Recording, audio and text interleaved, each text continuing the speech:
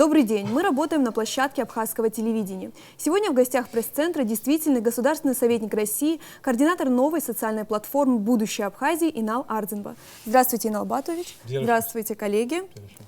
Приступим к работе. Недавно в прессе появились сообщения о том, что вы создаете новую социальную платформу «Будущее Абхазии» и запускаете новый конкурс молодых лидеров «Гордость Абхазии».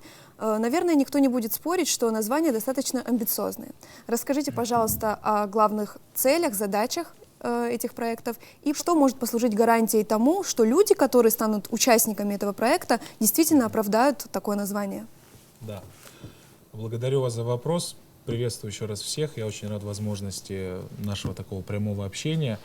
Действительно, мы презентовали в Москве социальную платформу, называется она «Будущее Абхазии».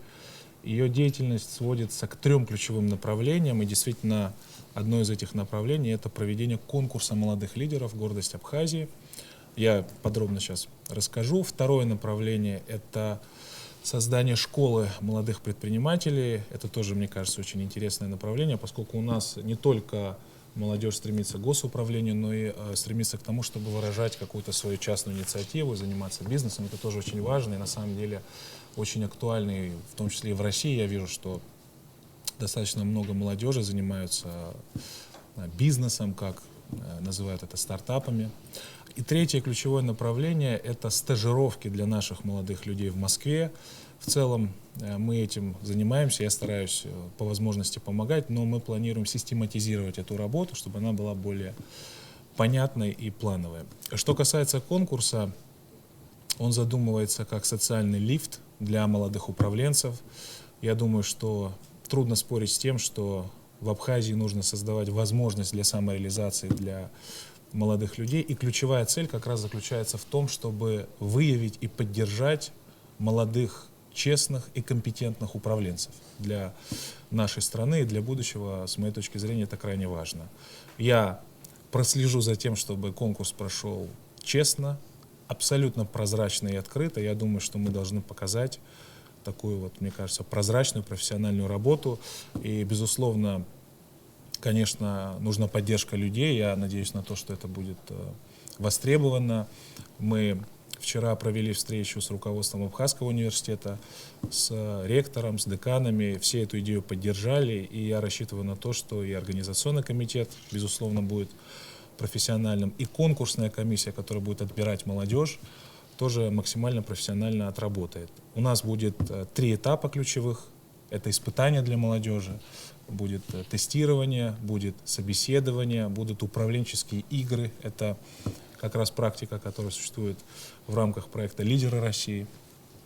И в том числе будет онлайн-голосование, то есть каждый житель Абхазии сможет отдать свой голос за молодого человека, которого он считает наиболее достойным. И с моей точки зрения это и есть максимально прозрачная система. И я исхожу из того, что вот мы выберем максимально достойных людей, которые будут рекомендованы к работе в органах государственной власти Абхазии и получат в том числе наставников, кстати. Наставничество — это тоже очень важная тема. У нас в Абхазии мы относимся с особым уважением к старшим. Это наша культура, и я думаю, что наставничество — это феномен социальный, который еще покажет себя. И я убежден в том, что старшие люди, у нас очень много опытных государственных деятелей, я вот с ними тоже это обсуждал, и Нате Лакаба, и Олег Доменя, известный ученый, и многие-многие другие. Я убежден в том, что им есть что сказать и что передать, какие советы молодому поколению. Я думаю, что это покажет как раз преемственность поколений, покажет связь поколений в нашей стране. Поэтому задумка у нас такая многофункциональная. Я надеюсь на поддержку, я надеюсь на то, что мы добьемся качественного результата прежде всего. Ну, я думаю, это очень интересный проект, которым заинтересуются многие молодые люди. Скажите, а вот это название все-таки, которое привлекает внимание, не скрою. Да. Скажите, это мотивация своего рода для этих людей, чтобы они знали, что это очень серьезный конкурс? Да, это справедливый вопрос. Название как раз отражает, может быть, даже ориентир. Гордость Абхазии — это молодежь. И молодежь должна быть главным драйвером развития нашей страны. В принципе, вы видите, что в мире молодежь становится ключевым драйвером изменений, в том числе и политических изменений, экономических изменений. И молодежь — это гордость. И я думаю, что мы будем обязательно к этому стремиться. Это очень важно. Спасибо. Скажите, вы раскроете поподробнее вот насчет будущего Абхазии? Вы сказали 3 направления, да? Да, я их перечислил как раз. Первое — это конкурс Да, «Гордость Абхазии». Второе — это школа молодежного предпринимательства. Я коротко расскажу. Я с Как это будет Алексеевичем, работать? я с Олегом Алексеевичем этот вопрос обсудил.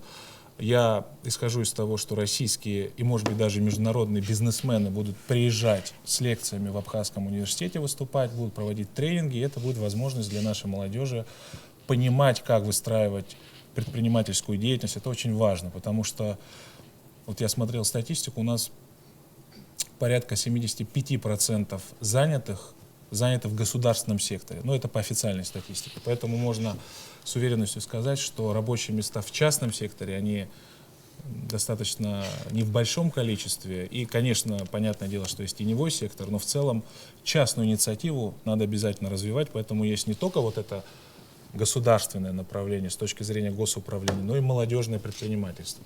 И третье — это стажировки в Москве. Это тоже, мне кажется, очень актуально. Кто хочет развиваться, кто хочет получать опыт, и в том числе есть возможность организации стажировок в органах федеральной, исполнительной, законодательной власти России.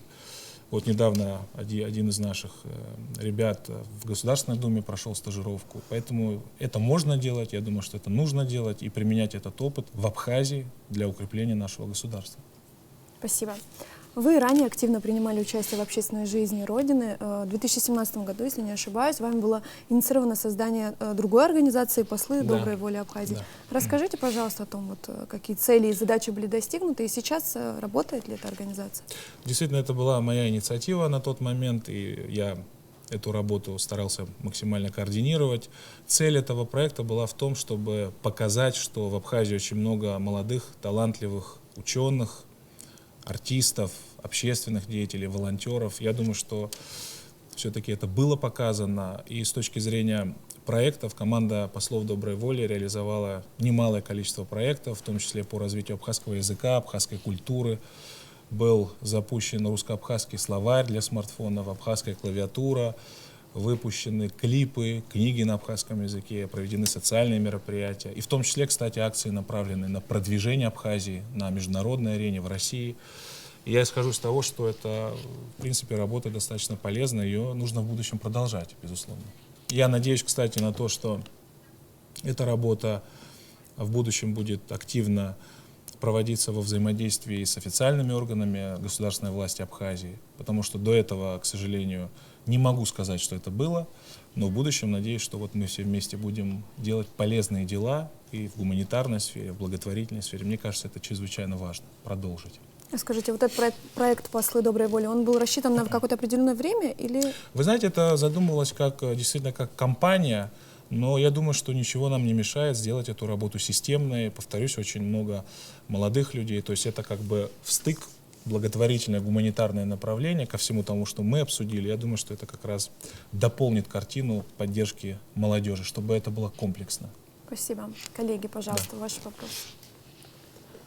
Ольга Джонова, «Нужная газета». Очень Скажите, пожалуйста, с чем связано вот время, которое вы выбрали, чтобы презентовать этот проект и этот конкурс? Как-то это связано с выборами президента? И вообще, вы как-то участвуете в предвыборной кампании? Может быть, Спасибо. поддерживаете молодого, перспективного и вашего однофамильца Адгура Арзанба? Спасибо. Спасибо за вопрос. Значит, время никак не связано. Я понимаю, что кому-то может показаться, что это связано, но на самом деле это плановый проект. Он обсуждался еще в декабре, я его обсуждал и с Раулем Джуковичем Хаджимбой. И, в принципе, мы исходили из того, что мы этот проект запустим сейчас. Ну, я думаю, что политическая ситуация, она стабильная, и ничего нам не мешает, по крайней мере, сейчас обсудить эти вопросы. Мы встречались с молодежью вчера в Сухуми с определенной группой, которая будет заниматься этим. И я думаю, что это... Я хочу, чтобы все услышали, что это плановый проект, это он не связан ни с чем. Вот. А что касается выборов, я надеюсь на то, что они пройдут максимально честно. Я исхожу из того, что выборы пройдут в соответствии с всеми международными демократическими нормами, и наш народ сделает свой выбор. Это, наверное, все, что я могу сказать про выборы. А то, что касается конкурса, он плановый и, еще раз повторяюсь, не связан с предвыборной кампанией. У нас за последнее время было много предвыборных периодов, поэтому я не стал ждать окончания. Я думаю, что как раз сейчас очень полезно посмотреть назад и вперед, и понять, что нужно делать, что нужно корректировать. Я думаю, что это такое правильное, рубежное время для нашей Родины, тем более, что 2020 год, новое десятилетие, Новый год. И я думаю, что это, с одной стороны, символично. В социальных сетях очень часто пишут, что было бы хорошо, если бы вот Инал Ардзинбе также выдвигался. Понятно, что вам возраст пока не позволяет, но у вас есть такие планы в дальнейшем? Благодарю вас за вопрос. Я думаю, что будет глупо говорить, что я куда-то собираюсь выдвигаться. Я на самом деле считаю, что, по крайней мере для себя, самая главная моя задача — приносить максимальную пользу в том формате, в каком я могу это делать. И на сегодняшний момент я работаю в Москве, и я максимально стараюсь помогать своей родине. И я работаю в Москве и получаю опыт, который, конечно, мне хочется применить здесь, на нашей родной земле. И где бы я ни работал, где бы я ни находился, я, конечно же, думаю об этом, безусловно. Поэтому, если вы спрашиваете искренне о том, хочу ли я помочь своей родине, конечно, я хочу, но о каких-то выдвижениях, о каких-то форматах работы здесь или сроках я не могу вам ответить. Это было бы, наверное, некорректно, потому что я не знаю. А вот если искренне отвечать, то, конечно, я всегда думаю о том, как бы стабилизировать, обеспечить экономическое развитие. Я об этом, безусловно, всегда думаю. Это очень важно, чтобы все об этом думали. Спасибо.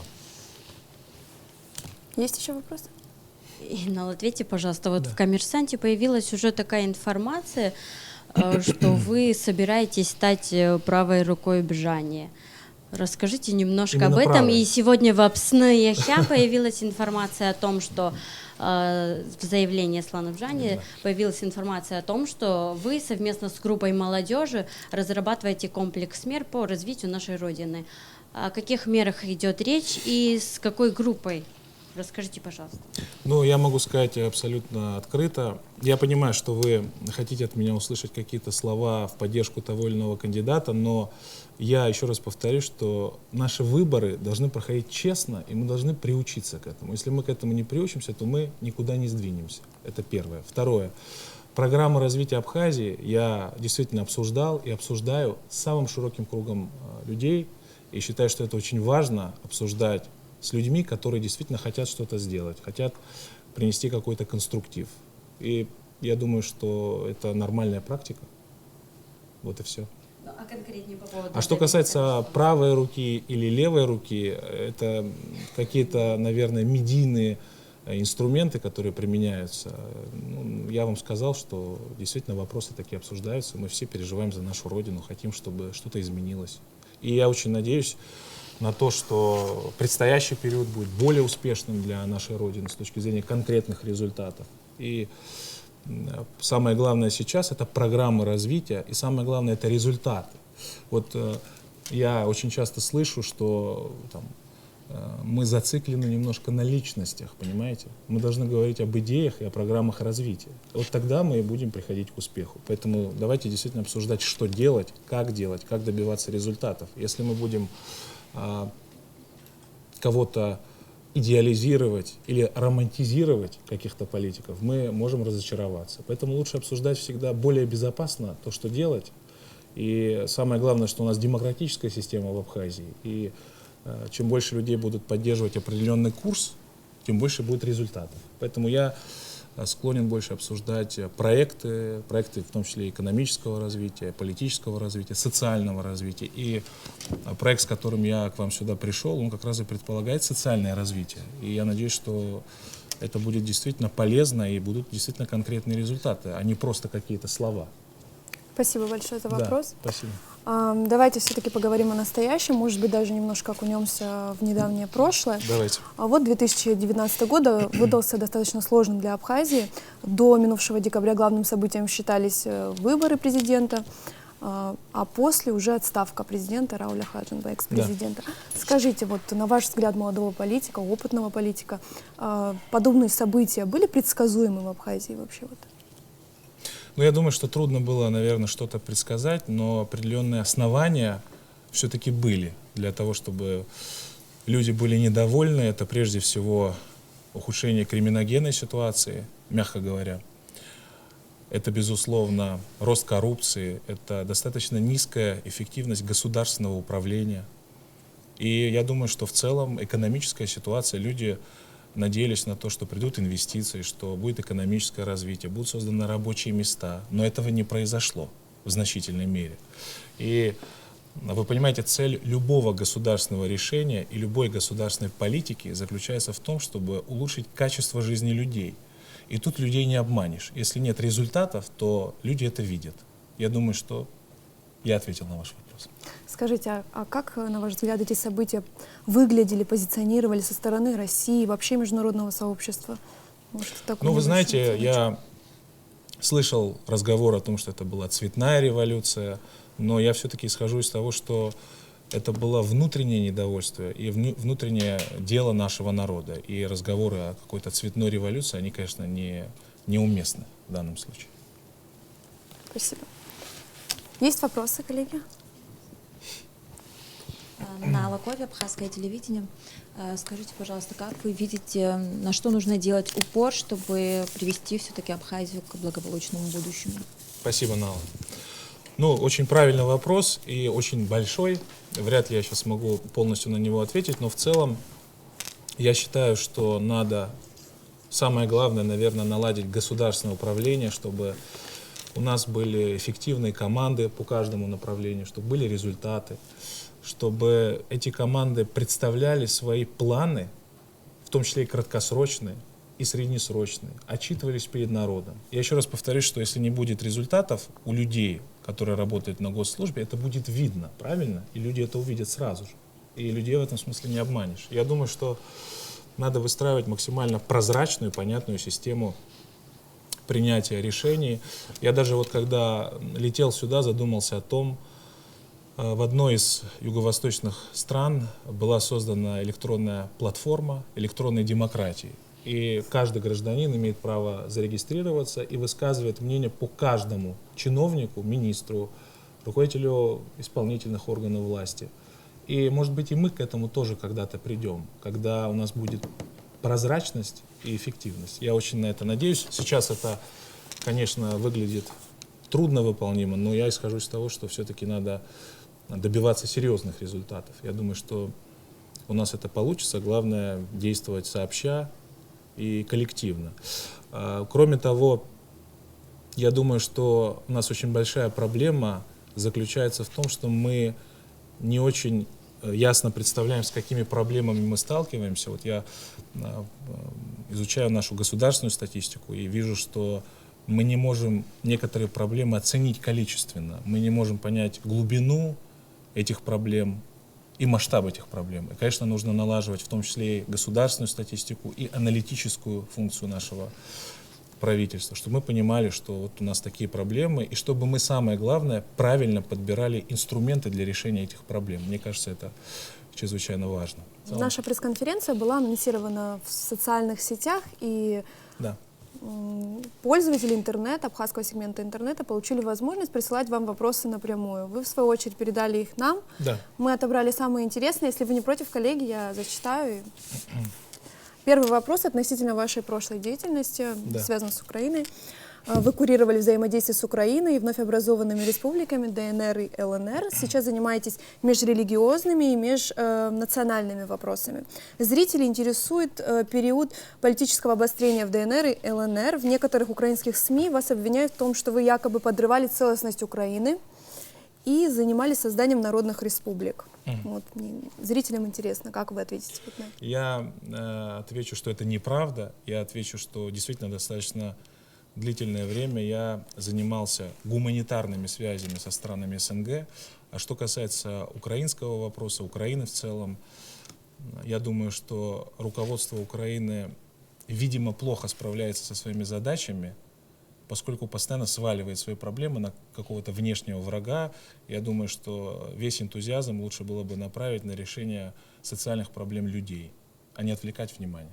Мы знакомы с заявлением Захаровой, Марии Захаровой, которая говорила по этому вопросу. Да, тоже. Мария выступала. Еще один вопрос, тоже, может быть, в связи с этой темой.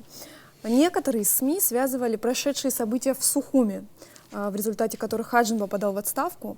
Вот, в частности, на сайте «Страна.ua» было сказано, цитата, «Люди из его окружения, имеется в виду Хаджинба, утверждают, что переворот в Сухуми, в кавычках, организовал бывший соратник Владислава Суркова Инал Ардзинба, которого в Украине разыскивают за посягательство на целостность страны и помощь ДНР». Интернет-пользователи затронули эту тему, также вот можете прокомментировать. Ну, я уже сказал, что это был внутренний процесс, у которого были серьезные основания. Подобные публикации я воспринимаю как какие-то дешевые манипуляции, не более того. И исхожу из того, что то, что произошло, было внутренним процессом нашего народа. Я думаю, что все это прекрасно видели и понимают. Спасибо. Коллеги, вопросы? Спасибо. Пожалуйста. Да, пожалуйста. Мадина Чагава, корреспондент газеты «Республика Абхазия». Очень приятно. Многие люди говорят, и это на самом деле так, что наша страна нуждается в реформах. Также еще, чтобы успешно решить все социальные вопросы, нужна развитая экономика и сильный крепкий бюджет. С точки зрения экономического развития, исхожу из того, что ключевая возможность на данном этапе — это, безусловно, создание производств, компактных производств. Мы прекрасно понимаем, что если посмотреть на структуру нашей экономики, понятно, что это давние проблемы, они структурные, но на сегодняшний момент мы подавляющее большинство товаров и средств производства импортируем. И можно с уверенностью сказать, что пока не удалось создать свою внутреннюю производственную систему. И для этого, конечно, необходимо привлекать инвестиции и необходимо выстраивать, с моей точки зрения, кредитные линии, достаточно серьезные для тех наших предпринимателей, которые могут освоить соответствующие проекты. Вот. Помимо инвестиционной программы, которая у нас действует, я исхожу из того, что нужны какие-то кредитные ресурсы. Конечно, стратегический партнер Абхазии — Российская Федерация. Я думаю, что нужна серьезная работа, нацеленная именно на это. И как раз это позволило бы создать какие-то маленькие, может быть, на первом этапе компактные производства для экономического развития. Ведь у нас на самом деле внутренних экономических проблем очень много. У нас сезонная экономика, она привязана к туристическому сезону, это очень нехорошо. У нас очень много теневого сектора, очень большая экономическая активность там. И это все невидимо для государства, для налогообложения. Поэтому самое главное, конечно, это, я думаю, развитие производственной системы. И, кстати, это и позволит создать рабочие места, о которых мы постоянно говорим. У нас, если мне не изменяет память, по, опять же, официальной статистике, порядка 50% безработицы. То есть каждый второй трудоспособный абхаз, гражданин Абхазии, житель Абхазии не может найти себе работу. Это очень серьезная проблема, и с ней, конечно, надо бороться. И, как я сказал, если говорим о структуре занятости, то примерно 70-80% работают в органах государственной власти. Это, конечно, тоже не очень правильный сигнал, что у нас частный сектор недостаточно развит. Поэтому, если говорить об основном инструменте, я бы исходил из того, что вот, развитие производства. Действительно, многие ученые-экономисты с вами будут согласны. У нас в Абхазии работает, у нас всем известно, программа содействия социально-экономического развития Республики Абхазия. Вот. Да. И вот в ее рамках как бы тоже планируется, я думаю, ряд таких проектов по развитию производства, созданию рабочих мест. Да, в это таком очень ключе, правильно. Да. Вернемся к вопросам из интернета. Да. Вот такой вопрос. Пишут якобы, что у вас в планах в будущем есть мысль о присоединении Абхазии к России. Я исхожу из того, что, опять же, это какие-то вот манипуляции, и не более того. Я думаю, что это пишут люди, которые не знают, кто я такой, откуда я, где мои корни. И все мои старшие люди защищали независимую Абхазию. И мой дядя Ака Ардзинба был одним из тех, кто освобождал город Сухум и командовал операцией по освобождению. И сегодня я, где могу, где бы я ни находился, где бы я ни работал, я всегда защищаю свою страну и не забываю о своем народе. А повторюсь, то, что пишут эти люди, это манипуляции, не более того. Есть вопросы? ԥсышәала зҵаарысҭирц сҭахуп, ҳаиҭазыхынҳәуазар абри аҿар ирызкуҿыц иаԥҵоу апрограмма, убри аҟны иарбан ҭыԥу рхатәы бызшәа, аԥсуа бызшәа иааннакыло, насгьы шәара Инал ԥсышәала шәцәажәома? Сара ԥсышәала сцәажәоит, амала апрактика сымаӡам, убри азы урысшәала аҭак шәысҭоит.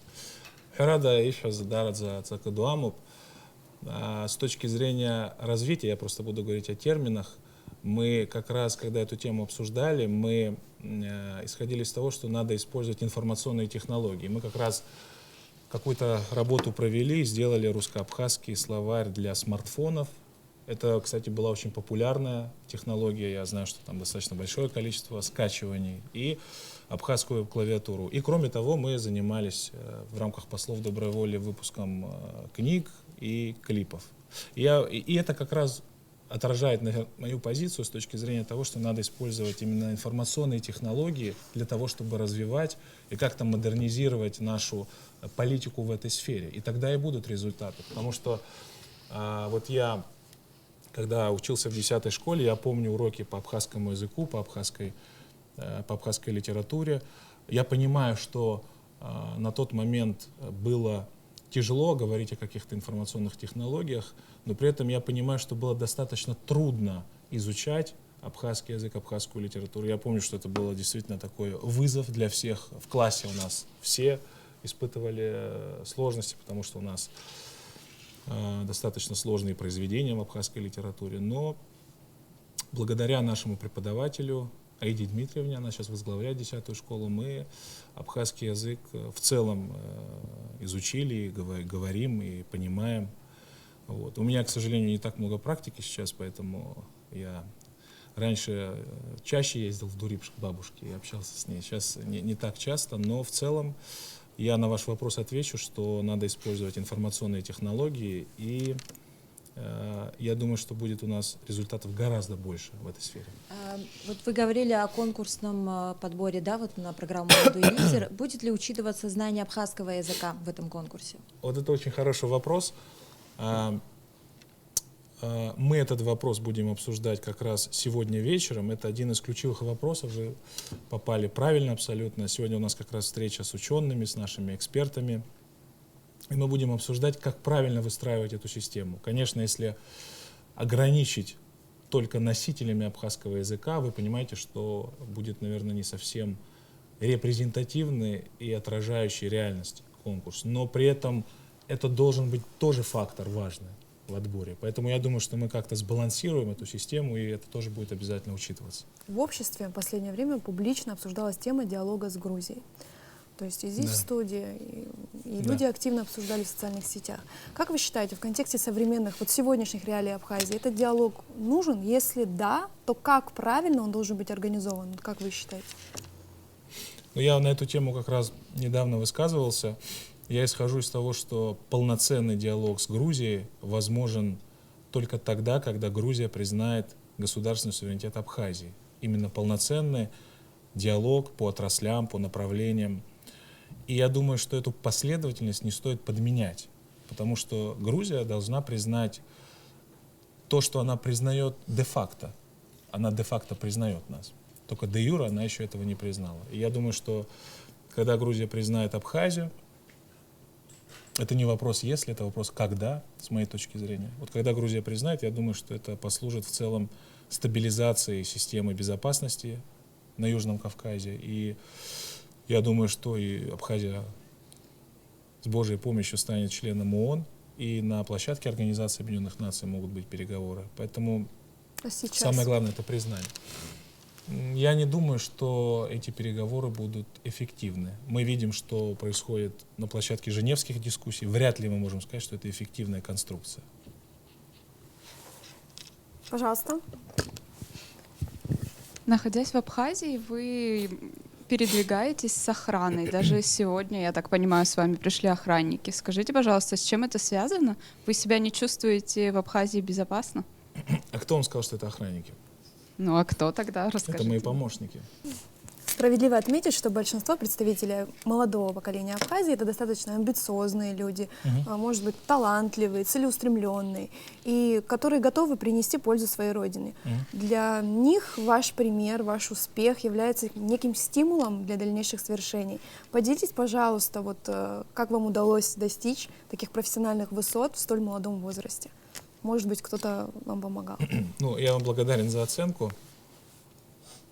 Ну, я окончил 10-ю школу и проучился в высшей школе экономики. Я, конечно, прежде всего, если что-то у меня и получается, это благодаря учителям, преподавателям. И, кстати, в 10-й школе у нас были замечательные преподаватели, которые в нас вложили очень важные ориентиры, прежде всего моральные, нравственные.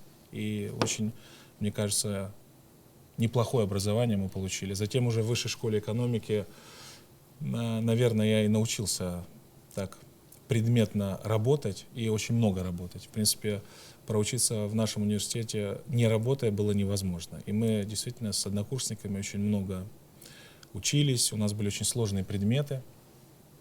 Ну, к примеру, микроэкономика, такой страшный предмет, не сдавая который очень многих отчисляли. Это был такой у нас такой страх перед этим. И я помню, что одна задача по микроэкономике — это примерно 40 страниц тетради. Я до сих пор это запомнил. И, может быть, и в этот период, конечно, было очень интересно развиваться в рамках вот стен университета. И, кстати, в университете мне очень помогал развиваться, подсказывал, помогал советами Евгений Григорьевич Ясин. Это научный руководитель Высшей школы экономики.